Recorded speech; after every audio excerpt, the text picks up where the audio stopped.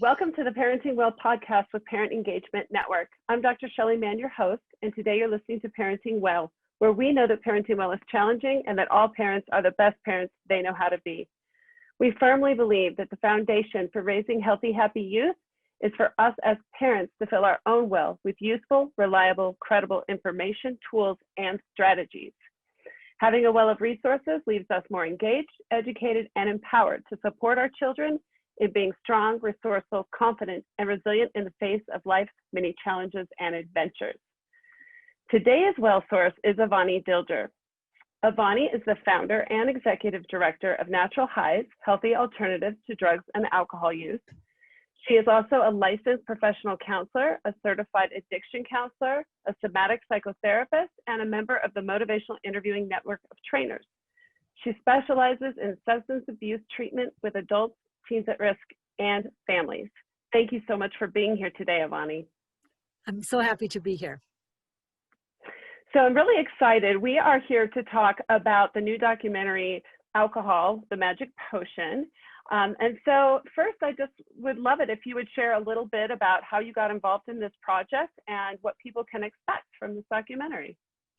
Yeah, so of course it was a big deal, right? When we got the call from the filmmaker, because the filmmaker Andreas Pichler is actually a very famous filmmaker in Europe, and he takes on very controversial issues and then puts a lot of time and research into these topics that he picks up. And so his films are, famous. They run in movie theaters. They run on major television channels in Europe. So you can imagine how I felt when he contacted us. I was like, wow. And so the way this connection was made to us, being a pretty small grassroots nonprofit tucked away in Colorado, the way the connection was made that he did a year's worth of research around alcohol, and particularly the current practices of the alcohol industry, which is very interesting take on the whole topic, because as you know, that's kind of when we saw the tide change with tobacco, and where the use of smoking and cigarettes went way down when kids and adults learned about the practices of big tobacco. And so it was very interesting to me that he kind of took that same approach with alcohol. And so he did a year's worth of research, and during his research, he, of course, found out about the Iceland model, where in the country of Iceland, they were one of the worst. They had one of the worst drinking rates of teens drinking alcohol in Europe, because as you know, it's a very northern country. It's dark half of the year, and so people drink a lot. So that was part of the Icelandic culture, and of course, teens were extremely affected by that. And then the whole country, was saying like, look, we can't let this happen. Like, we can't let our kids destroy themselves. And so they all came together as a country, including government and schools and parents. And they developed this model, a real comprehensive model, and they were able within 10 years to reduce the drinking rate in teens from 42% of all teens to under 5%, which is of course so dramatic. And also were able to bring down smoking rates, bring down marijuana use rates. And so of course that model has gotten some attention. And really, the Iceland model was initiated by Harvey Milkman, who is a leading addiction researcher and has developed a lot of programs around working with substance abuse, including youth programs. And he is a very, very long mentor and friend of mine. And he is actually the one that brought the term natural highs into the field 30 years ago. He taught people, with an approach that is non-judgmental, really teaching people what they're actually trying to get to with substances, and then teaching people how to get to the real thing, to the natural high, right? So we, of course, feel very, very, indebted to him for his pioneering work. And so the filmmaker contacted Harvey Milkman to talk with him about the Iceland model. And then Harvey said to him, oh, you have to talk to this person in Boulder who's running a program, Natural Highs, right now. And so you need to see what she does, right? And so the film team actually came in and spent 3 days with us, filming everything we do. And so we are extremely proud that we're part of this documentary because it ran in German movie theaters. It ran on major television channels, so we got calls and emails from Europe, and it was very exciting. That's very exciting. And I know that we've showed the documentary once with Parent Engagement Network, and we're getting ready to show it again. And that Harvey is local to us, and it was very generous of him to join in and be part of the discussion and answer questions that people had. So very exciting. So share a little bit about Natural Highs and what you do at Natural Highs and how it's related to all of this conversation. Yeah. So, of course, during COVID, now we do Natural Highs in different ways, right? So I'm going to just fill you in on what we're doing now during COVID times, because of course our program is very, very much a community program where we have understood that people use substances to experience a sense of community. And so we think that we need to bring the real thing to people. So a real sense of connection, a real sense of community. And because of that, Natural Highs is a peer mentor program. So we train kids to be positive peers and to influence, their friends or their circles or other kids to do healthy things rather than using substances. And so our program was heavily based on building community, and now with COVID we had to reinvent everything we do. So we are offering currently outdoor safe distancing mask meetings, because what we learned over the summer is that the online format just doesn't work for everybody. It's heartbreaking, because we started putting everything online, and there were certain kids who just told us that it's not working. And so because of the need in the community, we started putting on outdoor meetings. So we do one every Tuesday afternoon, and we do some on the weekend, like Saturday afternoon, Saturday evenings, so that people who the online thing just doesn't work for, they still have a sense of community. Then we also offer online groups, and they are run by peer mentors, by kids, and by adult mentors around around different topics. So we have one right now on dreams. We have another one on positive body image. We do philosophy circles. So we do a whole weekly calendar of offerings, both for teens, some are for people all ages. We show the film Alcohol because the film is not accessible in the public yet, right? And the filmmaker is really interested that we are showing it in community with discussion afterwards. We also were part of another documentary on high THC cannabis, and that's another documentary we were part of, and that we're showing in a similar format, right, where parents are encouraged to watch it with their kids, with their teenage children, so that they have a common language afterwards that they can continue the conversation.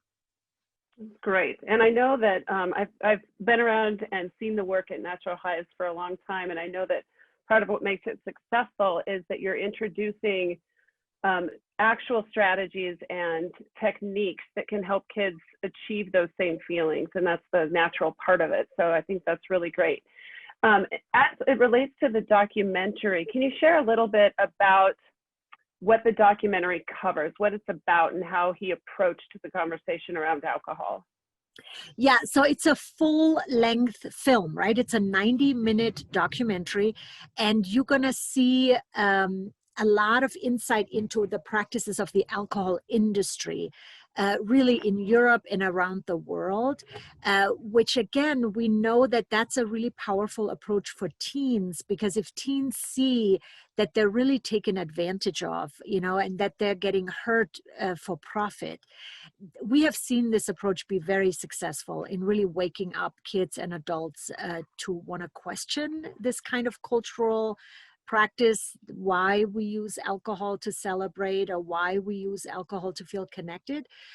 So the film spends a lot of the bulk of the film is on that, right? It's on the alcohol industry, and also how the alcohol industry influences government and really gets government onto their side, and not, impose regulations and things like that. At the end of the film, that's where the film goes into healthy alternatives, right? So the film actually, they visited Iceland. So you're going to see the Iceland model in action, which is very exciting. You hear how they do that there and what parents do there. And so it's super helpful.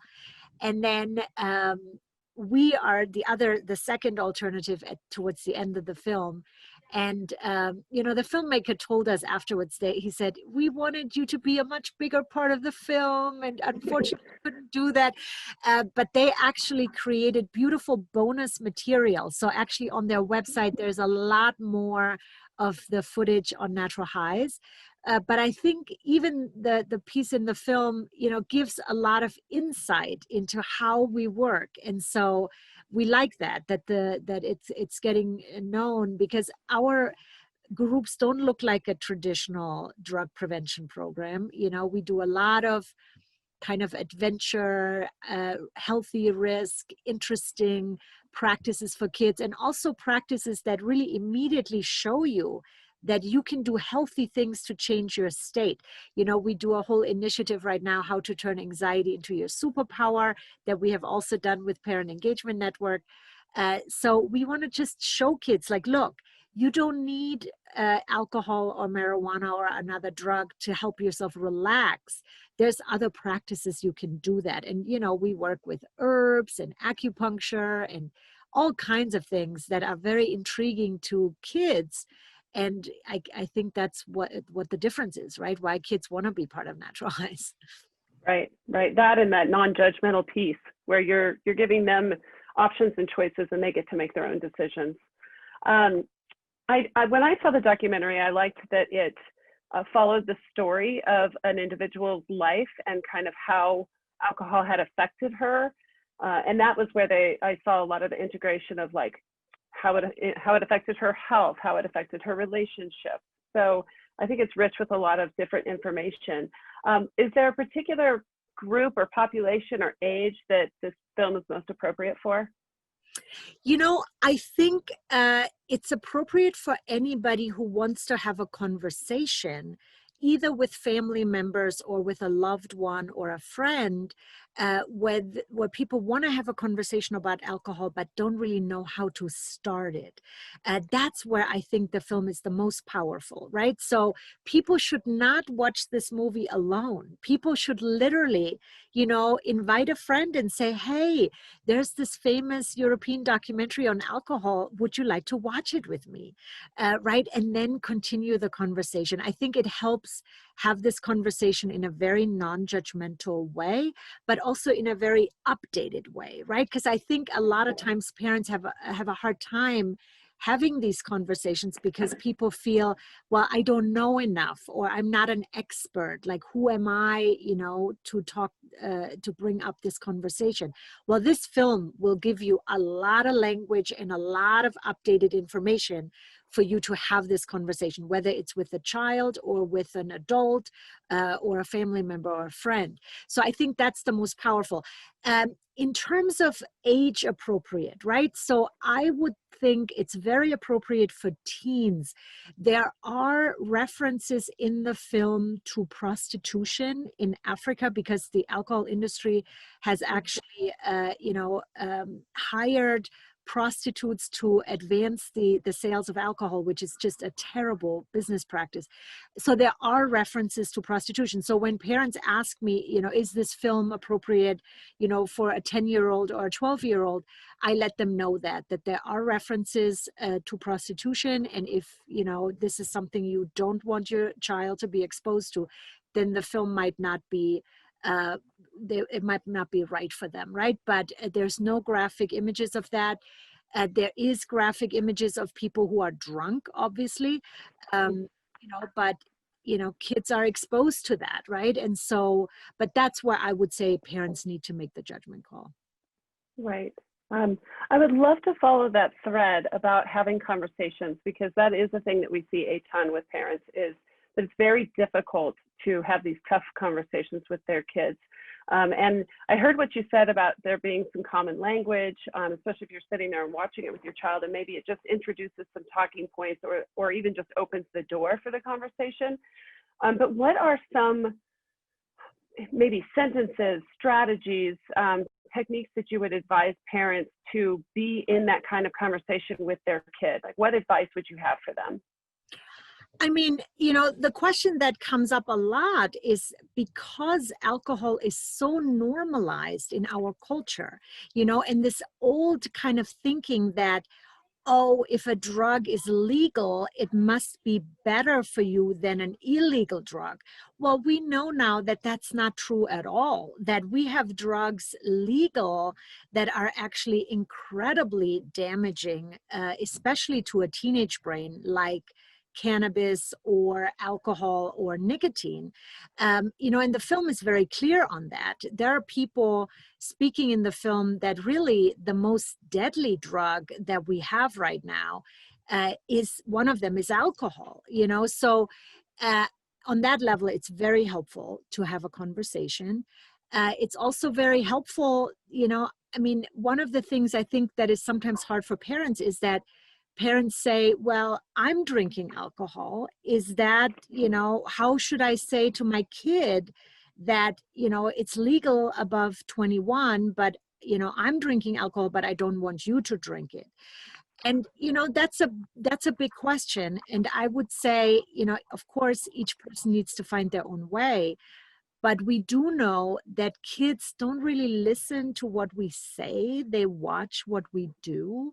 And my hope for this film would be that not just kids get challenged around their thoughts, but also adults, that we question ourselves and ask ourselves, like, why do we celebrate all the biggest moments in our lives with an addictive drug? Like, could we do this in a different way? So, for example, we started a competition where people can hand in recipes for alternative fancy drinks, right? Like, could we get more creative, please, right? Could we not celebrate an anniversary or a birthday or a wedding with healthy, fun, creative, fancy drinks, right? So we're collecting these recipes and there's prizes for that. So I would challenge everybody, including adults on that. And I think one of the most powerful things adults can do for their teenage children is to do this project as a family, to say as a family, you know what, we're not using substances. We are doing this in a different way. Really for our children and for our whole family. So, but again, right? Who am I? I'm not telling people what to do. We don't do that in Natural Highs, but we certainly want to inspire ideas, and I think the film, is a good jumping off place for that. That's great. And is this recipe book going to be available for people? Yeah, so that's the idea, right? So everybody who hands in a photo and a recipe and a little bit about themselves, they're going to be entered first for prizes, but then also we're going to create an ebook that then afterwards people can get and have all these beautiful, and there's so amazing recipes already that people got super creative with. Yeah. Yeah. And I know that there's lots of things coming out right now, the curious elixir kind of beverages that people can purchase, but they're very expensive. So I think learning how to make some of your own favorite drinks and concoctions is pretty effective and fun. Yeah, totally. You know, because of course we're trying these alternative non-alcoholic drinks. And I have to tell you, a lot of times we're disappointed. We're like, we're doing so much better with natural herbs, right?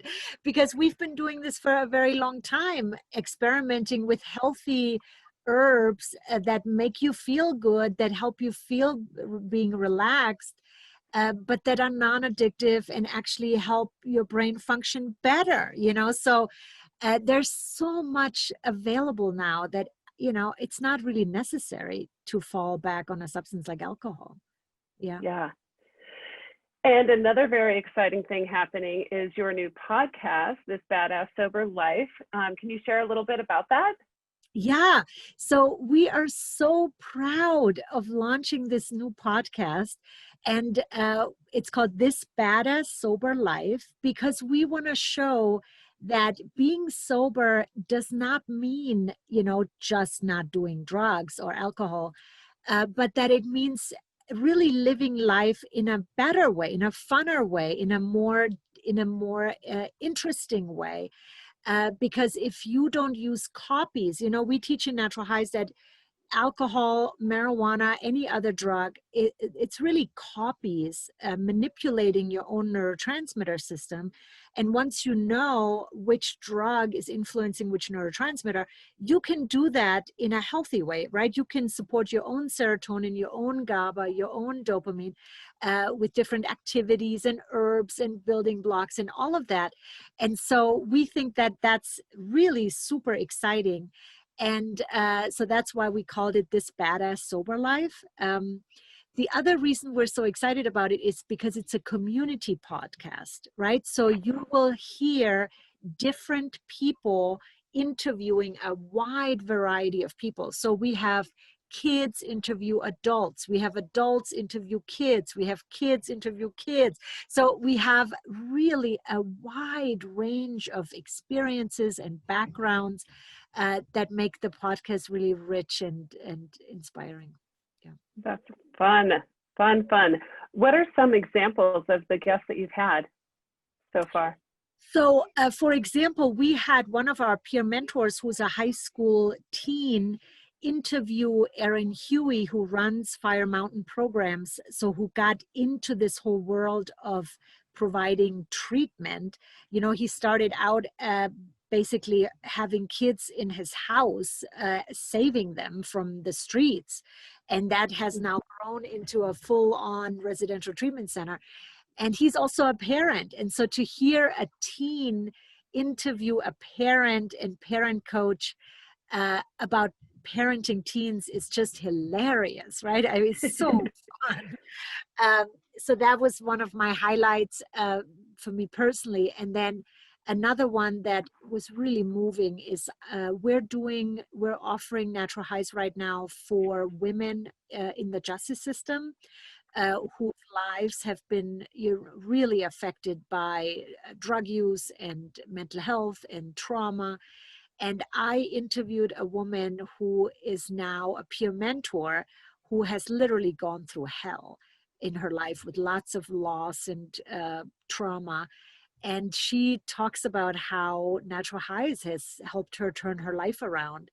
You know, because sometimes people think of Natural Highs as this like, oh, you guys are, you know, doing groups and it's all like nice and light, and it's not that light, right? I mean, we serve people on in very extreme places, and sometimes we are the ones who bring that piece to the puzzle for people to turn their life around. And so that interview also just is very moving. It's called Wisdom from the Dark Places. Wow. Yeah. I'm going to have to listen to that. How can people see this documentary? Yeah, so at this point, you cannot see it, you know, online, or it's not available to the public. You have to see it through us, right? We have permission from the filmmaker to show it in community. And so the next possibility is, thanks to Shelly, thanks to you and the Parenting Engagement Network, is on September 24th, Thursday evening from 6 to 8 p.m. And it is online, so you can get tickets. You can go to our website, naturalhighs.org, or you can go to Parent Engagement Network and you can get your tickets. And with your ticket, you also support the Parent Engagement Network and Natural Highs right now. I don't know if you know that because of COVID, our funding, we have literally lost 100% of our funding that we were funded through the city of Boulder for the last 8 years. Because it was connected to the sales tax, it's now completely gone for the school year. So we need to now raise our own funding. And so with a ticket to the movie, you can help with that. Because lots of nonprofits are hurting right now and are really struggling to survive. So I would just put the word out to everybody, please make sure that the nonprofits that you care about survive this time, and you might have to step in and help as much as you can. Because I think both Penn and Natural Highs we are affected. So that's how you get your tickets. We also will put out a Facebook event. So you should be able to find it either through Parent Engagement Network or Natural Highs. That's how you get your ticket, and help us spread the word, right? We don't have a big marketing machinery, so we depend on word of mouth. So spread the word if you know vulnerable people who should get that input right now. And then we will host, both the alcohol documentary and the other side of cannabis documentary regularly, because we think that those two documentaries really are very updated, very cutting edge info on both of these substances and really help engage kids and adults in this conversation. Yeah, and Penn will continue to support that and offer times when people can see these documentaries. And thanks for saying what you said about nonprofits, because it's very true. We're all kind of suffering right now, and it's at a time when people need it more than they did before for many. So Penn also has a substance use initiative that you can donate to on our website, penbb.org, and that goes toward supporting programs like the documentary showings and other things that help people who are suffering from addiction. So yes, please support however you can. Well, and I want to add, right? We are seeing right now, everybody talks about COVID, right? But we're seeing a silent shadow epidemic right now happening around mental health and around substance abuse. And one of the major substances, unfortunately, is alcohol. And I am part of the Colorado State Substance Abuse Task Force. And we just saw the latest data on what, the impact of COVID. And it's very clear that alcohol use is way up. And it is way up in exactly the populations that carry the most burden from COVID. Among them, parents with children and women and people from marginalized groups. So it is really the people carrying the biggest burden from COVID who are at highest risk using substances. And so the alcohol film is very timely right now, and so please look out for these people in your community where you see that they're coping in unhealthy ways. Because that film might be kind of like that spark, right, to start the conversation. Right, absolutely. Yeah. Is there anything else you want to share with our audience before we go today? Well, I want to just say thank you for, you keeping moving during these very challenging times, and you keeping this commitment so strong, supporting parents, because we know that parents are one of the most burdened groups of people right now with COVID and having their kids at home and mental health and all of that. So I really thank you for your work, and that we can collaborate. It's just so wonderful. And the last thing I want to add is that because of the intense, situation with COVID and mental health, we are offering specific resources for COVID for free to parents and kids and adults and anybody. And so people can sign up. We send out these little resiliency email care care packets with, you know, info and little inspiring videos so that people can keep a positive focus.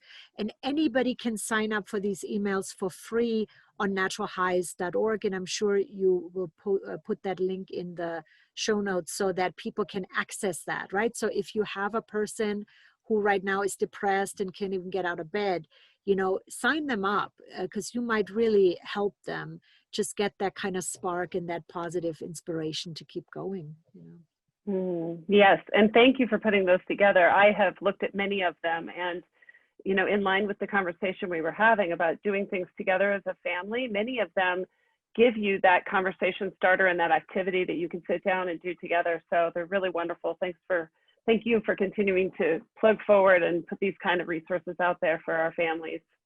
Yeah. Great. Wonderful. Well, I so enjoyed our conversation. I can't wait for our showing that's coming up, and we'll just keep doing this. Yeah. Yeah, no, I can't wait. I'm so happy we can do this in community because community is more important than anything right now. Connection, right? Not social distancing, but actually more social connection, right? And to get creative. So I'm so happy we can offer that on September 24th. Yeah. Yeah. Cool. Wonderful. Awesome. Well, thanks for being here. You're welcome, Shelly. Thank you. Bye-bye. Bye.